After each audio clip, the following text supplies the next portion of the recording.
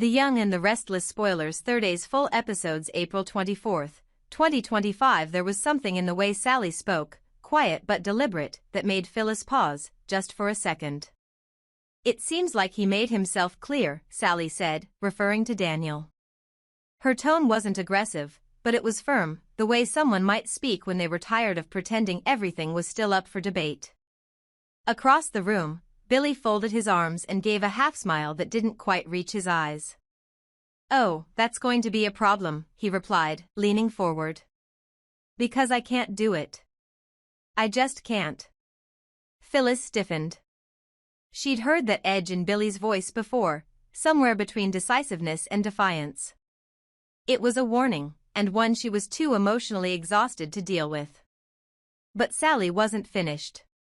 She pressed on, adding, "Daniel's made his feelings pretty clear, don't you think?" Her words hung in the air like smoke, difficult to grab, but impossible to ignore. That was the moment Phyllis lashed out. "We're talking about my son," she snapped. "Daniel needs this. You have no idea what he's going through." Her voice cracked slightly, emotion rising beneath the surface like a fault line about to split. But Billy, unmoved, shook his head and said quietly, "Maybe he doesn't." That stunned her. For a second, she didn't speak. And then Billy continued, his voice low but resolute. "That's exactly why I have to say no. He needs to face his own pain, not run from it. Not use a distraction to cover it up. And I have to let him do that. He needs to own this." The words were harsh, but they were honest. Billy wasn't trying to be cruel, he was trying to stop enabling Daniel's spiral of avoidance, even if it meant hurting the people closest to him. Then came the real question, the one that stripped all pretenses away. Billy looked Phyllis in the eye and asked, "If Daniel walks away from all this, are you still in?" It was more than a professional question, it was a litmus test for loyalty, for vision, for Phyllis's ability to separate her role as a mother from her role in the company. Phyllis didn't answer right away. Instead, she spun on her heel and glared at Sally, who had remained silent through the exchange. "Are you judging me?" she hissed. "Is that what this is?" Sally looked stunned but stood her ground. "You've been whispering in his ear behind my back," Phyllis added, voice rising, pain bleeding into rage. Billy stepped between them, trying to keep the peace, but Phyllis wasn't listening. "She has nothing to do with this," he said firmly. "Then why is she even here?" Phyllis demanded, her eyes darting between them, paranoid and furious. Sally, tired of the tension, quietly murmured, "Maybe I should go." And that was the opening Phyllis was waiting for. She pointed toward the door and said, "Great, it's right there, bye." The room fell into silence as Sally grabbed her coat and exited, the door clicking behind her like the closing of a chapter. Billy, now left alone with Phyllis, repeated his earlier question. "So, are you staying? Are you still part of this company?" Phyllis inhaled sharply, her pride burning, her heart aching. "I'm in," she finally said through gritted teeth. But the truth was messier than any answer she could give. Because as soon as she left the room, Billy turned to face the echo of her presence with a heavy heart. Sally's words lingered, like a melody he couldn't shake. "You're too kind. And you need to cut her loose." Maybe she was right. Maybe it was time. Across town, in an entirely different world of emotion, Claire stood in Kyle's apartment with a tentative smile and a question heavy with meaning. "I want to move in with you," she said softly. The vulnerability in her voice was unmistakable, and Kyle's reaction was immediate. A flash of surprise, quickly replaced by a gentle, warm smile. "Really?" he asked. "Are you sure?" And when she nodded, he replied, "Then yes. Of course. I'd love that." But even in the happiness of the moment, Kyle couldn't ignore the looming shadow of Victor Newman. "How do you think Victor's going to take it?" he asked carefully, the name itself enough to raise every guard he had. Claire hesitated. That was the question she'd expected. The one she had dreaded. She looked away for a moment before responding, "Is that why you think I'm doing this? To prove something to my grandfather?" Kyle didn't answer right away. He didn't have to. The implication hung between them like fog. Claire stepped forward and took his hand. "We're doing this for us, Kyle. Not for Victor. Not for anyone else. I didn't survive everything Jordan put me through just to end up letting someone else dictate who I can love." Her voice was stronger now, clearer, fueled by a hard-earned independence. "I spent my whole life being told what I could feel, what I could want, who I was allowed to be. That ends here. I'm with you because I want to be. Not because of some Newman chessboard." Kyle, hearing the passion in her voice, finally smiled again, this time with full sincerity. And yet, both of them knew Victor wasn't going to stay silent for long. Back at the GCSE, Sally sat alone at the bar, swirling the ice in her glass. She could still hear Phyllis's words, accusations that weren't completely untrue.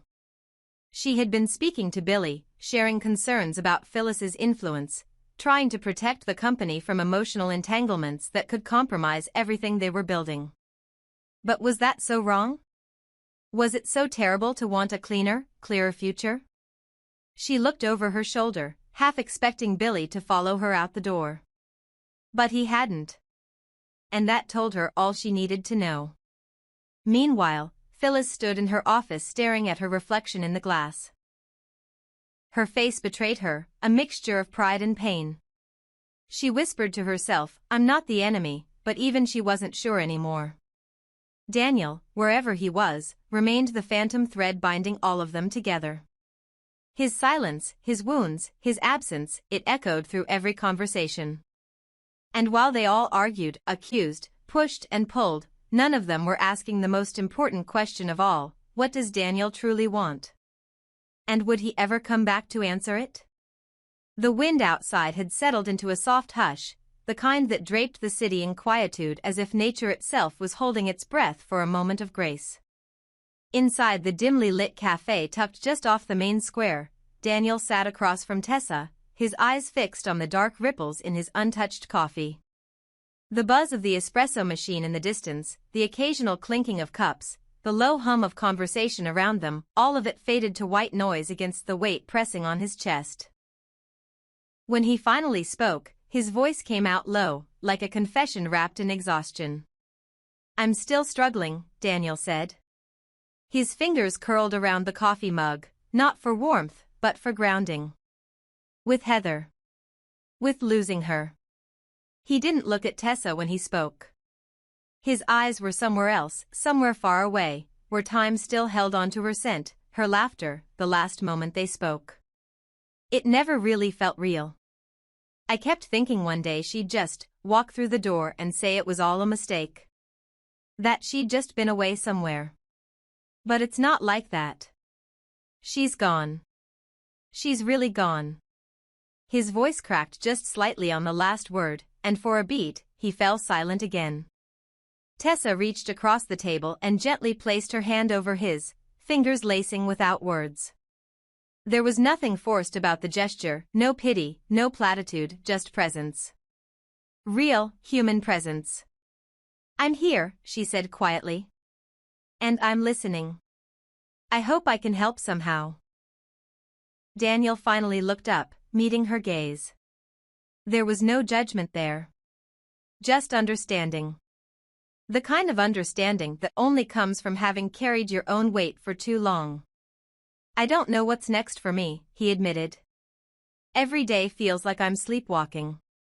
I wake up, and I go through the motions, but there's no anchor. No drive." He took a breath, then added, "I told Billy I couldn't take the job at the new company. I'm not ready. But I know how much it meant to my mother. She's been fighting for this, for me. And I hate that I keep letting her down. But I just can't step into something when I don't even know who I am anymore." Tessa nodded, her eyes softening as memories of her own silent battles flickered across her mind. "You know," she said, "I've been there. Not the same exact place, but somewhere close. As an artist, it's not just about inspiration, it's about identity. And when life shakes that identity, sometimes you lose the will to create. I went through a time when I couldn't even look at my guitar. Couldn't even open the case. She laughed softly, shaking her head at the memory. Not because I didn't love it. But because I was so afraid. Afraid I wouldn't be good enough. Afraid that I wouldn't recognize myself in the music anymore. Daniel tilted his head, quietly listening. I was worried about Mariah, she continued. So worried that I didn't realize I'd stopped being me. I was just going through the day trying to hold it all together. Until one day, I saw this old man in the park playing a harmonica. Just sitting there. Playing something so simple, but so beautiful. And it hit me, maybe I'd been trying to hold on to something that no longer served me. Maybe I needed to let go of the fear and try something new. So, she reached into her bag and pulled out a small, silver harmonica, placing it on the table with a shy grin. I learned to play this. Daniel let out a surprised laugh, genuine and unguarded. It broke the tension like a burst of sun through cloud cover. Seriously? Seriously, Tessa said, grinning now. I mean, I'm not good, not yet. But it's mine. And it helped me see things differently. It gave me back a sense of play. And that's something I'd been missing for a long time. He looked down at the harmonica, then back at her. You always had this way of turning pain into something honest. Something human. She shrugged. I try. It doesn't always work. But it's better than sitting in the dark waiting for something to change.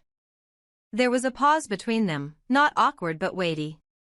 Daniel leaned back in his chair, running a hand through his hair. You asked what's next. What I want to do. And there is something I've thought about a lot but never really had the time, or courage, to explore. Tessa leaned in. Then tell me. What is it? He hesitated. It's a story. I've had this idea in my head for years, but I never did anything with it. A graphic novel. Something raw. About grief, forgiveness, time, all of it. It's personal. And I think I need to do it. Not because it'll make money or get published, but because it might help me breathe again.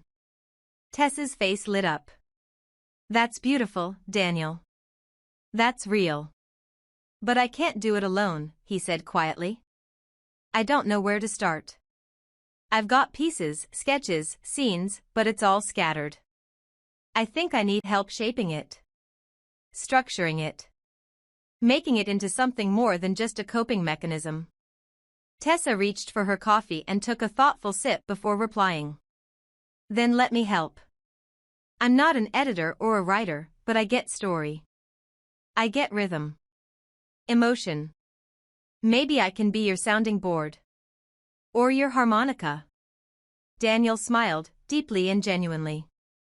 My harmonica? She laughed. Yeah. You know, not the thing you thought you needed. But maybe the thing that helps you find your voice again. Outside, the wind picked up again. The afternoon light filtered through the windows, casting a warm glow across their table. The pain hadn't vanished. Heather's absence still lived in every shadow of Daniel's life. But in that moment, something shifted, something quiet but unmistakable. He wasn't alone in it anymore.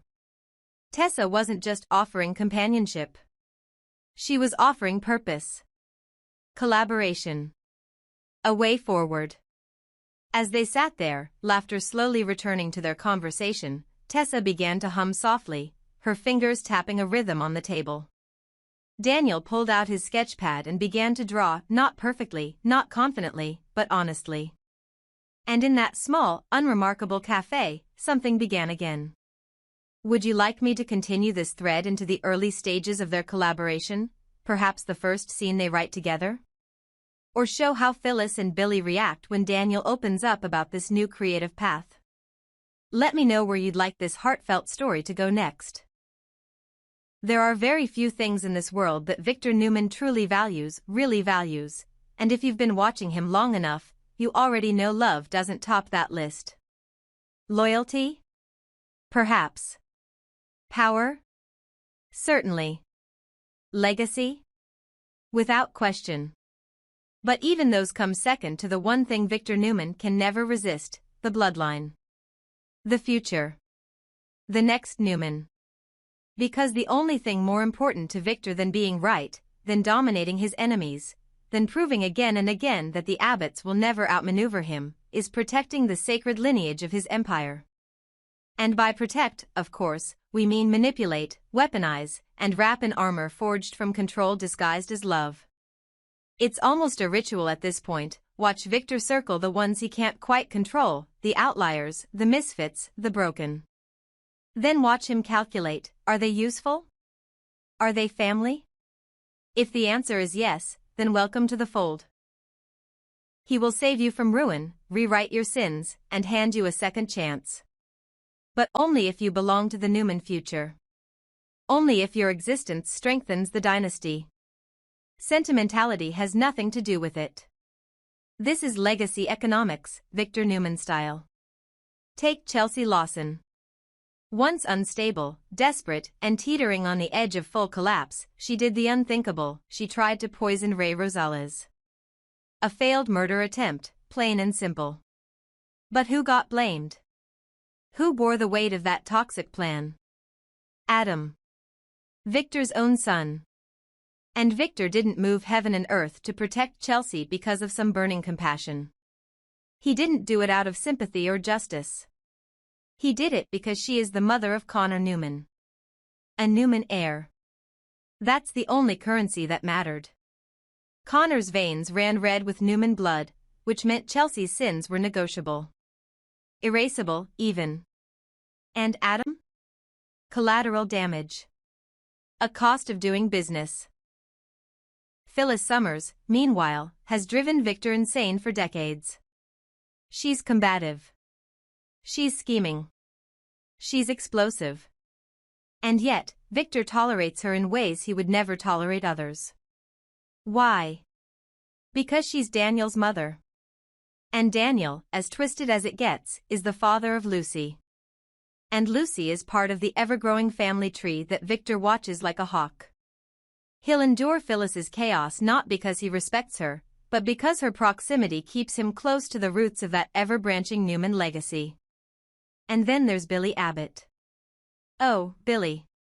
The man Victor has longed to crush beneath his boot since the day he looked twice at Victoria. He's reckless. Defiant. A walking bad decision with a chip on his shoulder and a beer in his hand. And Victor? He despises him. And yet, he hasn't destroyed him. Not entirely. Not because Billy earned his mercy. But because Billy fathered two of Victor's grandchildren, Johnny and Katie. And those children, those precious slivers of Newman DNA, grant Billy a kind of immunity. Temporary. Conditional. But immunity all the same. Victor doesn't spare Billy because he respects him. He spares him because wiping Billy off the map would create fallout that touches his legacy. And if there's one thing Victor protects more than his ego, it's his brand, and that brand, like it or not, includes his grandchildren. So let's stop pretending Victor's actions come from warmth. Let's stop assigning him nobility cloaked in patriarchal devotion. What Victor does, every calculated move, every enemy tolerated, every scandal buried, it all feeds into one thing: securing the Newman line. Ensuring that the name lives on. That every boardroom, every birth certificate, every dynasty-linked headline still whispers Newman long after he's gone. And anyone who contributes to that legacy? They get a pass. A pardon. A seat at the edge of the table, as long as they remember who poured the wine. He doesn't love easily. He owns. He claims. He invests. Every relationship is a transaction, and the ones closest to him are just better assets. That's why he went to war with the Abbotts. Not just because of rivalry, but because they dared to believe their name could eclipse his. He doesn't just want to beat Jack, he wants Jack's children to fail, so that his children, and their children, rise higher by default. Every strategic alliance, every revenge play, every olive branch held behind his back, it's all part of Victor's master chessboard. And if you're not a Newman, or aligned with one, you're just another pawn. But here's the tragedy, for all his control, for all his brilliant maneuvering, Victor doesn't see the cost. The isolation. The children who obey but do not trust. The partners who fear more than love. The legacy that may outlive him, yes, but may never honor him. Because one day, when the dust settles and the empire is passed down, it won't be his trophies they remember. It'll be the people who weren't good enough unless they reproduced. The ones whose forgiveness was conditional. The ones who got saved only because they delivered a child who mattered more than they did.